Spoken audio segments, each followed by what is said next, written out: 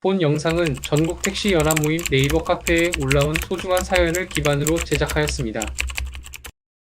화물과 버스를 알아보다 택시까지 알아보게 되었습니다. 택시 유형별 장단점을 한번 알아봤는데 다른 부분이나 틀린 부분이 있다면 말씀 부탁드립니다.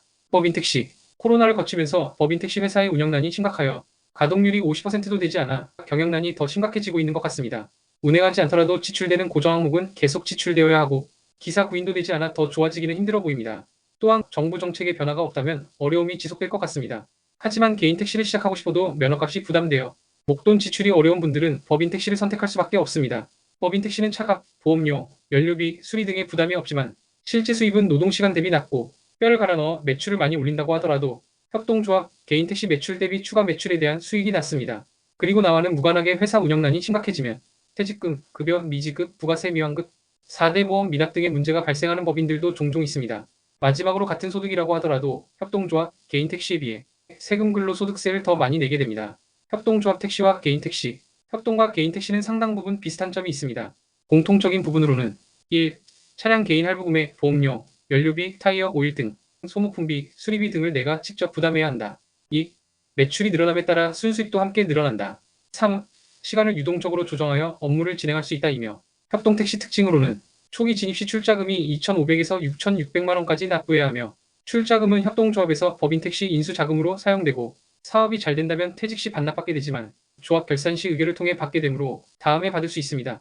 그러나 사업 부진 시 협동조합이 청산되거나 이사회의 배임, 횡령 등이 발생된다면 출자금을 날릴 수 있게 됩니다.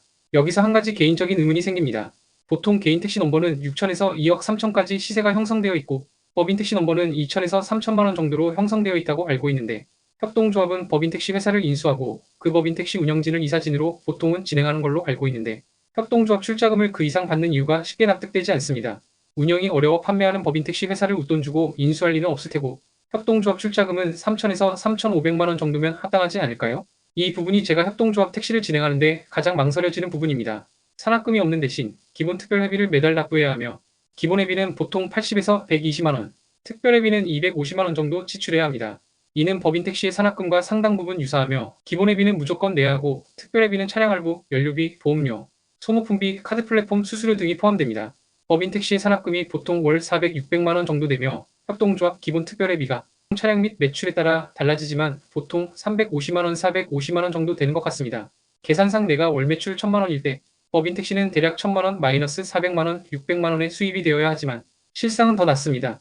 협동조합은 계산상 1000만 원, 마이너스 350만 원, 650만 원 정도로 수입이 발생되어 좀 더 투명한 계산과 수입이 매출 증가가 될 경우 협동조합이 훨씬 유리한 것 같습니다. 수입에 대한 세금 부분은 법인 택시, 개인 택시에 비해 여러 가지 세금에서 절세 효과가 있어 가장 유리합니다. 협동조합이라는 안전하고 선한 이미지에 가려진 화물차로 말하면 지입차와 운영 방식이 거의 비슷한 것 같아 조합의 운영이 얼마나 공정하고 투명한지에 따라 성패가 달려있는 것 같습니다.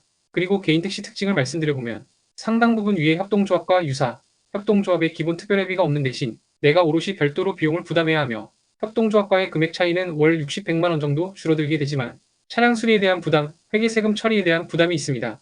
직접 운영을 하게 되므로 별다른 도움이 없기 때문에 만약 택시 경력이 없다면 운영적인 부분에서 상당한 리스크가 발생되게 됩니다. 가장 큰 단점으로 번호판 구입비가 있습니다.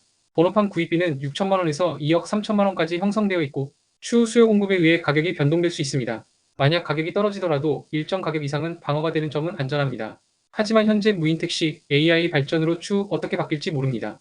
로보택시가 운영되더라도 기존 택시 면허를 인정해줘서 매월 일정 금액의 매출 보상을 받게 되는 호재가 될지 그냥 모두 없어지는 악재가 될지 모르며 멀리 가지 않더라도 새로운 우버나 타다, 베이직 같은 새로운 플랫폼이 생긴다면 택시 면허 자체가 없어질 수도 있습니다.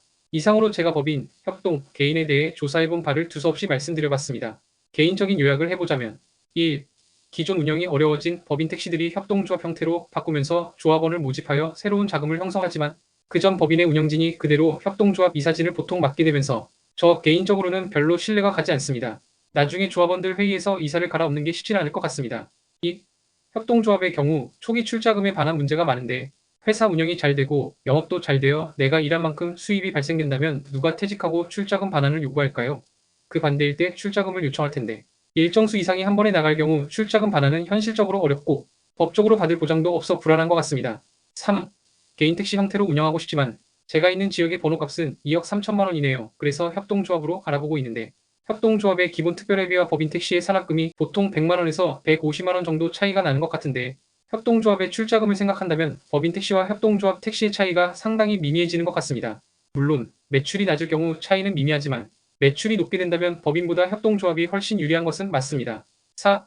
법인 택시는 출근 시간, 업무 시간이 정해져 있고 추가 매출에 비례해서 수입이 생기지 않아 고려 대상은 아닌 것 같으며 협동조합 택시도 법인 택시와 개인 택시 중간 형태라고 하지만 실상 계산해보면 개인보다는 법인 쪽으로 더 가까운 것 같다는 생각이 듭니다. 결국 개인 택시를 하고 싶은데 영남 지역은 6, 7천만 원, 서울도 1억 정도인 번호를 2억 3천 주고 구매하려니 왠지 돈을 떠나오고 느낌도 강한 것 같아 망설여지는 게 사실입니다. 5. 아파트 구매랑 비교해서 생각해보면 2억 3천 주고 매매 개인 택시를 하는 게 나은지 보증금 6,600만 원, 월 350만 원 반전세 협동조합과 나은지 돈이 없어 월세법인 택시 400만 원, 600만 원을 내는 게 나은지 정말 모르겠습니다. 부동산도 앞으로의 미래가 안 보이는 것처럼 택시도 미래가 어떻게 될지 정말 모르겠네요. 저와 비슷하신 분들이 꽤 될 것 같은데 소중한 의견들 부탁드립니다.